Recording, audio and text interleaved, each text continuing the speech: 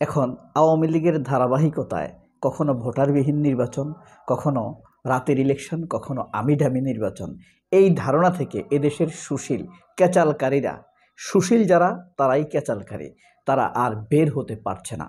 আউযুবিল্লাহি মিনাশ শাইতানির রাজিম, বিসমিল্লাহির রহমানির রহিম। এই জাতিতে বিরাজমান সুশীল শয়তানদের প্ররোচনা থেকে আমাদেরকে রক্ষা করো আল্লাহ, বলুন আমিন।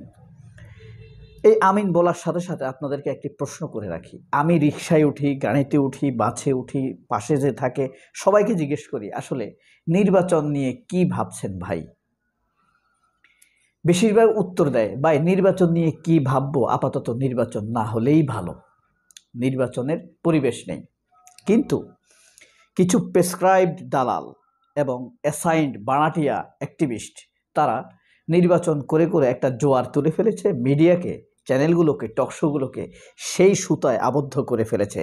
তারা নির্বাচন নিয়ে টকশো করতে করতে মানুষ হয়তো ভাবছে দেশ নির্বাচনের জন্য প্রস্তুত, কিন্তু প্রত্যন্ত অঞ্চলে গ্রামের মার্জিনাল মানুষগুলো যারা এসব নিয়ে খুব কম ভাবে, তাদের মধ্যে মাথায় একই জিনিস, আগে দেশ ঠিক হোক, ভবিষ্যৎ কিভাবে চলবে সেই ফ্রেমটা ঠিক হওয়ার আগে যদি নির্বাচন হয় তাহলে এদেশে আরেকটি হাসিনা আসবে। এই যে ডাক্তার জাহিদুর রহমান কথায় কথায় বলবে জামায়াত 10-15টি আসনের বেশি পাবে না, শাহেদ আলম একই কথা বলবে জামায়াত 10-15টি আসনের বেশি পাবে না। এ কথা এরা কোথায় থেকে বলে, কিসের ভিত্তিতে বলে? খালি বলে 96তে এত আসন পেয়েছে, 90তে এত আসন পেয়েছে, এইসব কথা বলে। 96-এর উদাহরণ সবচাইতে বেশি দেয় যখন তারা একটি আসনও পায়নি, সেটি ছিল একটা ইলেকশন রিগিং। তারপরে তারা উদাহরণ দেয় আপনার 18 সালের ইলেকশন, 18 সালের জামাত কোনো আসন পায়নি। আচ্ছা, 18 সালে বিএনপি কয়টা আসন পাইছে? 6টা আসন পাইছে, 6টা। কিন্তু 6 সেই উদাহরণ তারা জামায়াতের ক্ষেত্রে, নিজের ক্ষেত্রে তারা ব্যবহার করে না। চিন্তাশীলতার কত দৈন্যতা হলে, কত অসততা থাকলে বারবার এ কথা বলে। আপনার শামসুজ্জামান দুদু বলেন, ডাক্তার জাহিদ বলেন, জাহিদ টেকের, তারপরে আপনার শাহেদ আলম বলেন, এরকম আরও কয়েকটা আছে তাদের মধ্যে। তারা মানে একটা নিজেরা পাইছে। আওয়ামী লীগ যে স্টাইলে বলতো আওয়ামী লীগ জামায়াতের ভোট নাই, জামায়াতকে মানুষ ভালোবাসে না, এরা স্বাধীন মুক্তিযুদ্ধ বিরোধী। মাইন্ড ইট, মুক্তিযুদ্ধ এবং স্বাধীনতা যুদ্ধ এক নয়। মুক্তিযুদ্ধ হয়ে গিয়েছে, দ্যাটস ফিনিশ, এটা আর হবে না।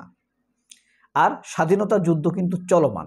আপনি মত প্রকাশের স্বাধীনতা নিয়ে লড়াই চলবে, মানুষের জীবন বৈষম্যের রোধের স্বাধীনতা নিয়ে লড়াই চলবে, মানুষের দারিদ্রতা নিরসনের জন্য লড়াই চলবে, সুন্দর ফ্রি ফেয়ার ইনক্লুসিভ এবং অ্যাকসেপ্টেন্স আছে এমন ইলেকশনের জন্য লড়াই চলবে। এই লড়াই, এই স্বাধীনতার লড়াই কিন্তু বহমান। আপনি দেখবেন ভারতপন্থীরা সবসময় মুক্তিযুদ্ধের কথা বলে, 71-এর কথা বলে, স্বাধীনতা যুদ্ধের কথা বলে না। কারণ ভারতের থিওরিটা হলো আমরা মুক্তিযুদ্ধ করে পাকিস্তান থেকে বাংলাদেশকে মুক্ত করে দিয়েছি, কিন্তু এদেরকে স্বাধীন করে দেইনি, স্বাধীন হতে দেব না। এদের মনে মগজে ব্রেনের মধ্যে আমাদের চিন্তা দ্বারাই পরিচালিত করব, আমরা এদেরকে স্বাধীন হতে দেব না। এদেশে যারা স্বাধীন হতে চেয়েছিল তাদেরকে হত্যা করা হয়েছে, হত্যা করে তাও জামায়াত ইসলামের উপরে চাপিয়ে দেওয়া হয়েছে। আপনার শহীদুল্লাহ কায়সার, জহির রায়হান, এরকম অনেক বুদ্ধিজীবীকে হত্যা করেছে না, তারা অ্যাকসেপ্টেড বুদ্ধিজীবী, এবং তাদেরকে হত্যা করে সেটাও জামাতের উপরে চাপিয়ে দেওয়া হয়েছে। আপনার ঘটনা পরিক্রমা, অতীতের ইতিহাস বিশ্লেষণ, তৎকালীন সময়ের বইপত্রগুলোর যত রেফারেন্স আছে, এই হত্যাকাণ্ডগুলোর সাথে, সবগুলোর সাথে আপনি দেখবেন যে এই আওয়ামী লীগ মুজিববাদীরা জড়িত। বিশেষত ভারতপন্থী এই যে ফজলু আছেন, এরা কিন্তু মুজিববাদী। আওয়ামী লীগ এবং মুজিববাদীরা কিন্তু আসলে যুদ্ধ করে নাই। মুজিববাদীরা ভারতে জেনারেল উবানের তত্ত্বাবধানে ভারতে তারা মানে সামরিক প্রশিক্ষণ না, ব্রেইনের প্রশিক্ষণে ছিল। আপনি কিশোরগঞ্জের কোনো মুক্তিযুদ্ধের ইতিহাস যদি খোঁজেন, আপনি কখনোই এই ভুয়া মুক্তিযোদ্ধা ফজলুর কথা পাবেন না। সে দাবি করে 1300 মুক্তিযোদ্ধার কমান্ডার ছিল সে, অথচ সিরাজগঞ্জের আপনার যে মুক্তিযোদ্ধা আছে আবু কাশেম হকদার, হ্যাঁ, মাতুয়াইল খালেক, এরা কিন্তু বড় মুক্তিযোদ্ধা। যদি তাই হতো ও তো জেলা কমান্ডার থাকতো। 1300 মুক্তিযোদ্ধার কমান্ডার কি সোজা কথা? আর সে দেখবেন সে যেভাবে বলে 1300 মুক্তিযোদ্ধার নেতৃত্ব দিয়েছে, মনে হয় যেন সে সেক্টর কমান্ডারের চাইতে উপরে ছিল, এমন স্টাইলে বলে না। জিয়ার চাইতে বড় সে, রফিকুলের চাইতে বড়, মেজর রফিক, হ্যাঁ, তারপরে আপনার সে শফিউল্লাহর চাইতে বড়, যারা সেক্টর কমান্ডার, সে এমন স্টাইলে বলে। মুক্তিযুদ্ধটা আসলে ওরা কেউ করে নাই, মুক্তিযুদ্ধটা করছে সেনাবাহিনী। হ্যাঁ, ওই যে শিবিরের একটা ছেলে বলছে বীরশ্রেষ্ঠ মতিউর রহমান পাকিস্তান থেকে বিমান চিন্তাই করে এনেছে, MiG-29 চিন্তাই করে এসেছে। আপনার কি মনে হয় ভাই? আপনাকে স্বাধীনভাবে প্রশ্ন করে, ওই বিমান কি মতিউর কিনে এনেছে? পাকিস্তান থেকে কিনে আনছে সে, নাকি চিন্তাই করে আসছে? চিন্তাই করেই তো আনছে, এটা তো সত্য। এটা বলতে পারেন দেশমাতৃকার জন্য, যেটা এই দেশের জন্য উপকার, সেটা ওদের সাথে বেইমানি না? তার কিন্তু শপথ ছিল, কোরআনের শপথ, পাকিস্তানের অখণ্ডতা সার্বভৌমত্ব বজায় রাখবে। জিয়াউর রহমানের শপথ ছিল না, যখন সেনাবাহিনীর কমিশন নেয়, শপথ ছিল পাকিস্তানের অখণ্ডতা এবং সার্বভৌমত্ব বজায় রাখবে। এখন সেই শপথ ভঙ্গ করছে। এই দেশের প্রতি তার ভালোবাসা জন্মাইছে, অন্যায় অত্যাচার দেখে সে পাকিস্তানের বিরুদ্ধে গেছে, উই রিভোল্ট বলে বিদ্রোহ করছে। এটা কি আওয়ামী লীগের কেউ করছে? হ্যাঁ, করেনি, জিয়াউর রহমানরা করছে। তো সেই হিসাবে জিয়াউর রহমানরা দেশপ্রেমিক। স্বাভাবিকভাবেই জিয়াউর রহমানের মতো দেশপ্রেম আসলে কেউ দেখাইতে পারে নাই, শপথ ভঙ্গ করুক আর যাই করুক। তো মতিউর রহমান শপথ ভঙ্গ করছে। আপনি নির্মোহ বিশ্লেষণ করতে হবে মানুষের কাছে একদম। মতিউর রহমান আমাদের হিরো, দেশপ্রেমিক।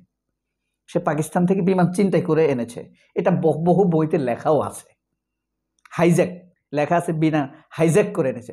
হাইজ্যাক তো ভাই ইংরেজি শব্দ, আমরা পড়ছি হাইজ্যাক আছে 3, 4, মনে আছে 1, 2, 3, 4, 5, 6 এ লেভেল, পুরা এ লেভেল মানে 1, 2, 3, 4, 5 যারা বাংলার সাথে ইংলিশ মিডিয়ামের সমন্বয় করে, আপনি দেখবেন 7 পর্যন্ত 7 জন মুক্তিযুদ্ধের নাম থাকে না?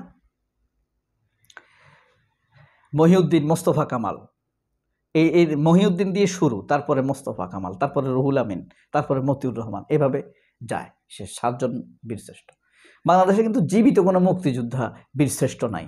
জিয়াউর রহমান প্রস্তাব করেছিল শেখ মুজিবকে যেন মেজর হাফিজকে জীবিত বীরশ্রেষ্ঠ উপাধি দেওয়া হয়, এটা শেখ মুজিব মানে নাই, কারণ ভারত এটা চায় নাই, জীবিতদেরকে এত বড় উপাধি দিয়ে রাখবে না। তো যাই হোক, এই যে ক্যাচাল শুরু হয়েছে, এখন নির্বাচন কোন দিকে যাবে আপনি বলেন তো? নির্বাচন কি হবে? নির্বাচনের কি পরিবেশ আছে? আর এই যে জাহিদ, শাহেদ, এইসব, ওই যে রুমিন ফারহানা, এসব বলে 10 থেকে 12টি আসন পাবে। ওদের বাপে বলছে, নাকি ওদের মানে গোপন স্বামী বলছে, নাকি বেস্ট ফ্রেন্ড বলছে, নাকি কোনো জরিপ করছে? এইসব শয়তান ফয়তানকে টকশোতে এনে এই টকশোর প্রযোজকরা, উপস্থাপকরা, টেলিভিশন মালিকরা আমাদের সাথে প্রতারণা করছে, আমাদেরকে অপতথ্য ছড়াচ্ছে।